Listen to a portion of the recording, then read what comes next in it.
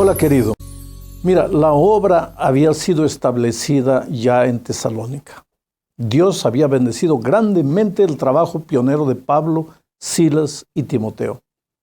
Pero entonces, mira, cuando todo parecía ir bien, la obra fue abruptamente interrumpida por causa de la envidia de los judíos que no aceptaban el cristianismo. La envidia es un sentimiento que se abriga en el corazón de los que se sienten pequeños, aunque aparentemente pueden ser grandes y poderosos. La envidia es una herida interior que sangra y que no le permite ser feliz a la persona.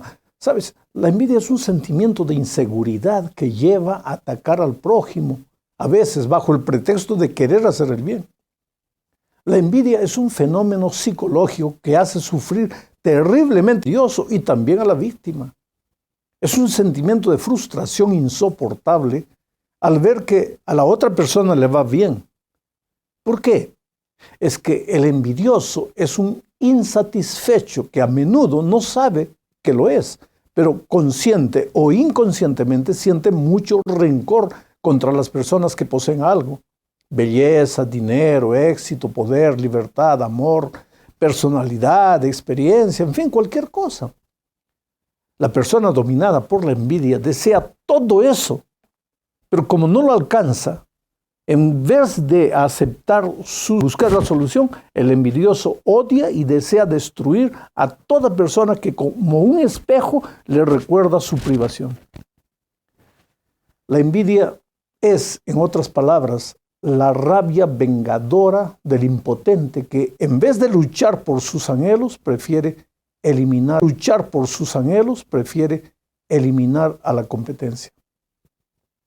En Tesalónica podemos ver de lo que fue capaz de hacer la envidia. Mira, cuando el pequeño grupo de creyentes cristianos empezó a crecer, ahí apareció la envidia. En el estudio anterior vimos que Pablo y Silas habían llegado a Tesalónica viniendo de Filipos, donde habían sido encarcelados. Al llegar a Tesalónica se hospedaron en la casa de un hombre llamado Jasón y durante 3 semanas predicaron convirtiendo a muchos judíos y griegos, entre ellos gente del pueblo y gente noble, personas de mucho dinero y personas humildes. Fueron 3 semanas de milagros, de vidas transformadas. Pero entonces apareció la señora envidia. Mira lo que dice Hechos 17:5. Celosos entonces los judíos que no creían tomaron consigo algunos ociosos hombres malos con los que juntaron una turba y alborotaron la ciudad. Asaltaron la casa de Jasón e intentaban sacarlos al pueblo. Piensa en la actitud de las autoridades argumentando acerca de Pablo y Silas. ¿Y qué es lo que argumentaban? Mira, lo siguiente. El relato está en los versículos 6 y 7. Estamos leyendo Hechos 17. Dice, pero como no los hallaron, trajeron a Jasón y a algunos hermanos ante las autoridades de la ciudad gritando, estos que trastornan el mundo entero también han venido acá y Jasón los ha recibido. Todos ellos contravienen los decretos de César diciendo que hay otro rey, Jesús. Los judíos no mostraron sus verdaderos motivos. Ellos dieron la impresión de estar preocupados con la estabilidad política de Roma, aunque lo que menos les preocupaba era eso. En el fondo, ellos querían que todos los romanos desapareciesen, pero usaron el argumento de fidelidad a Roma y al César solo para destruir el trabajo extraordinario de los apóstoles, porque Dios los estaba bendiciendo grandemente. Ahora, así es la envidia.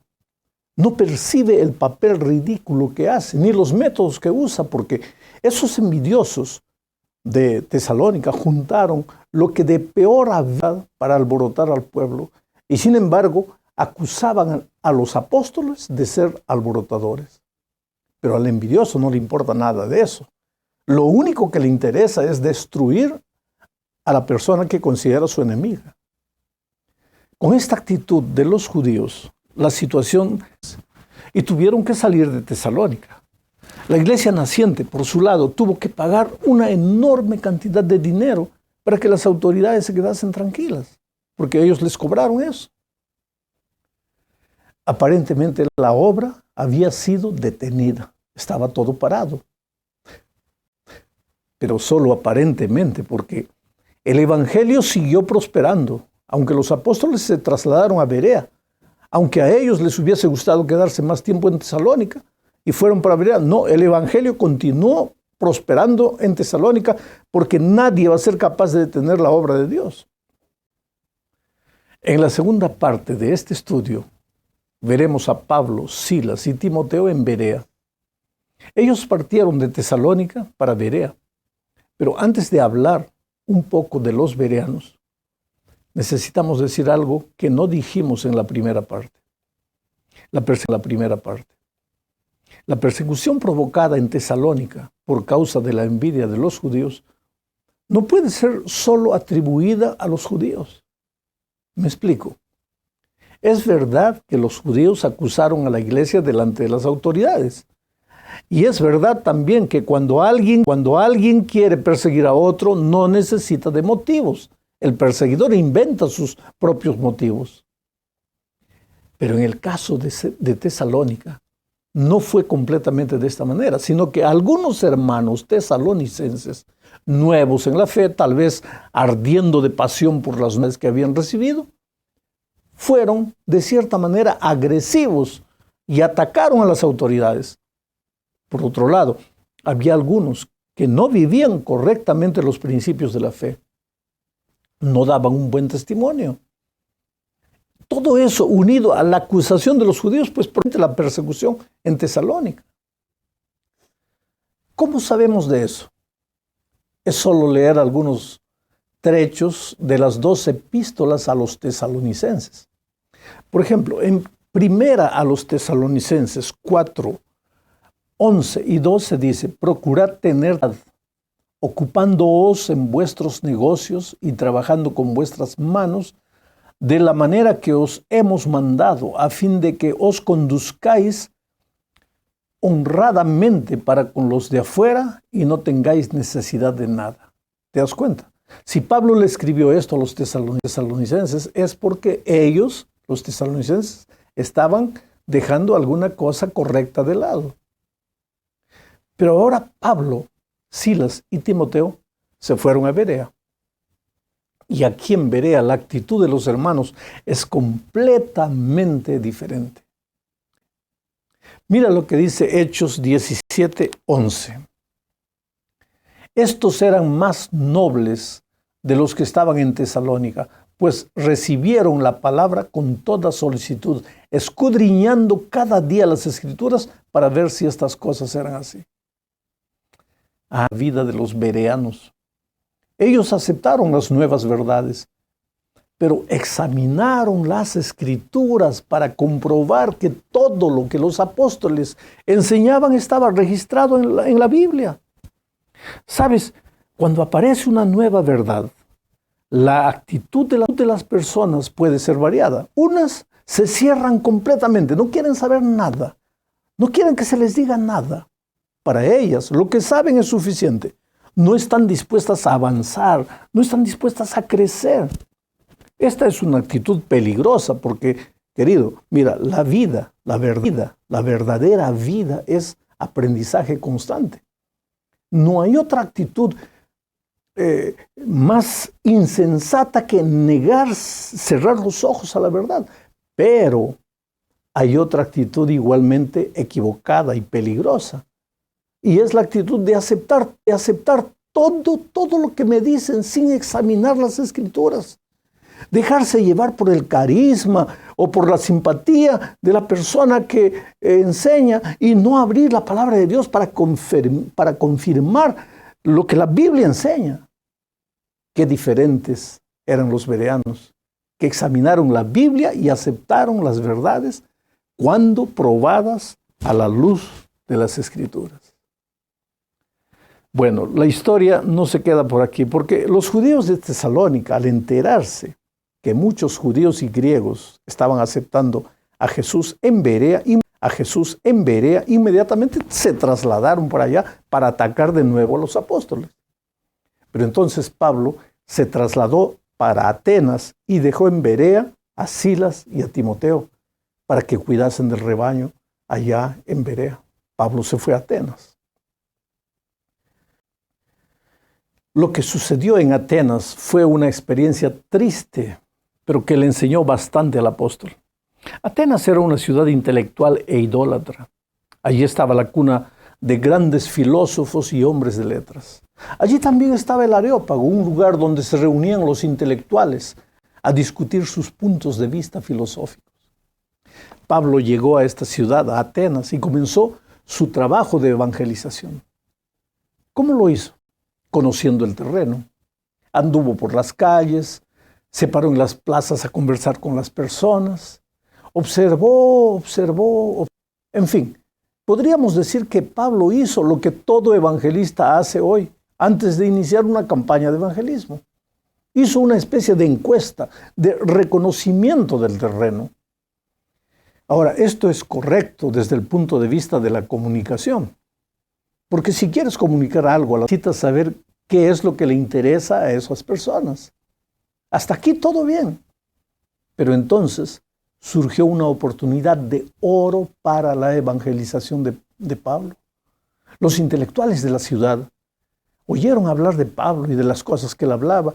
Entonces lo invitaron al Areópago para presentar sus ideas ahí en el centro de la cultura de la ciudad. Yo personalmente no creo que esto fue solo porque las enseñanzas de Pablo eran revolucionarias. Sin duda ninguna, Dios le estaba dando la oportunidad de entrar con una ciudad influyente en el mundo de las ideas, para que a partir de esa ciudad el evangelio se multiplicase por todos los otros lugares. Pero ¿qué ocurrió con Pablo? Pablo confundió las cosas. Pensó que la gente intelectual debería ser intelectual y que a los intelectuales hay que masajearles el ego intelectual. Pablo podría hacer eso perfectamente. Él podría hablar de intelectual para intelectual. ¿Por qué? Porque había sido educado en las ciencias y en las letras de la cultura helénica y había estudiado también a los pies del más famoso rabino llamado Gamaliel. A pesar de toda esa preparación que él tenía, Pablo se preparó más todavía para el discurso que él iba a presentar en el Areópago.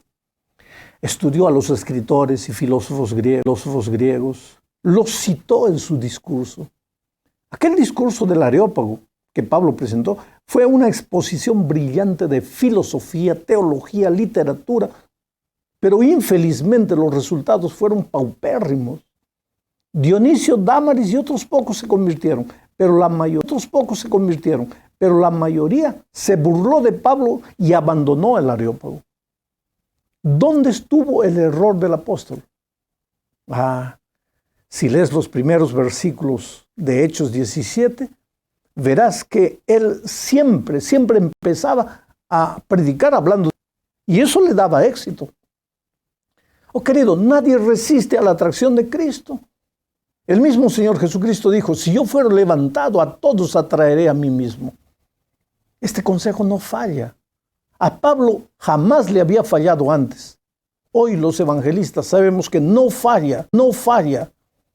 Pero ¿por qué Pablo cambió de método en Atenas? No lo sabemos.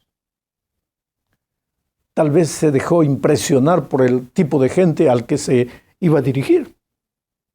Nunca antes había tenido un público tan intelectual.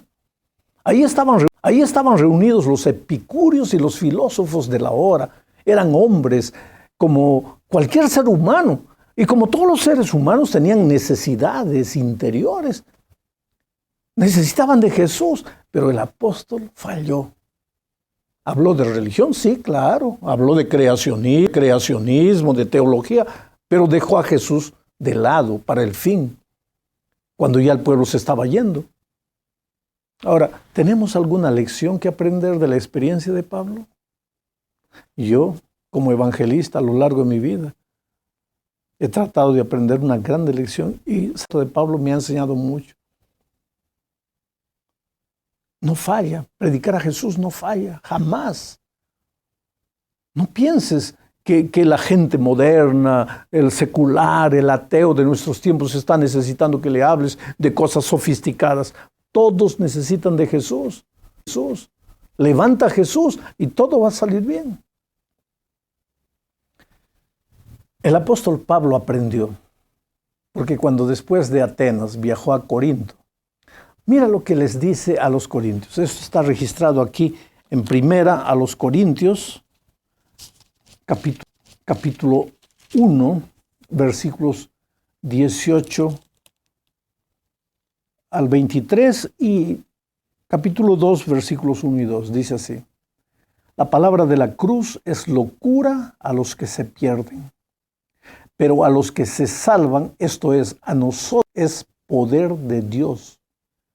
Pues está escrito: destruiré la sabiduría de los sabios y frustraré la inteligencia de los inteligentes. ¿Dónde está el sabio? ¿Dónde está el escriba? ¿Dónde está el que discute asuntos de este mundo?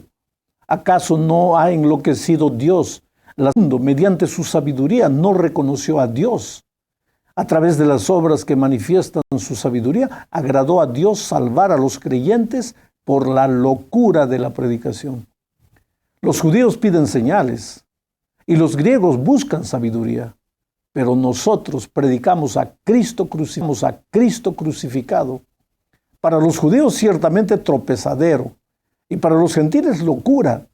Así que, hermanos, cuando fui a vosotros para anunciaros el testimonio de Dios, no fui con excelencia de palabras o de sabiduría, pues me propuse no saber entre vosotros cosa alguna, sino a Jesucristo y a este crucificado.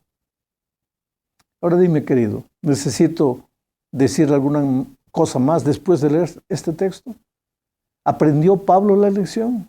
¿En Atenas? Claro que la aprendió. Cuando llegó a los Corintios dice: ya me he propuesto no hablar de otra cosa, sino de Cristo y de Cristo crucificado.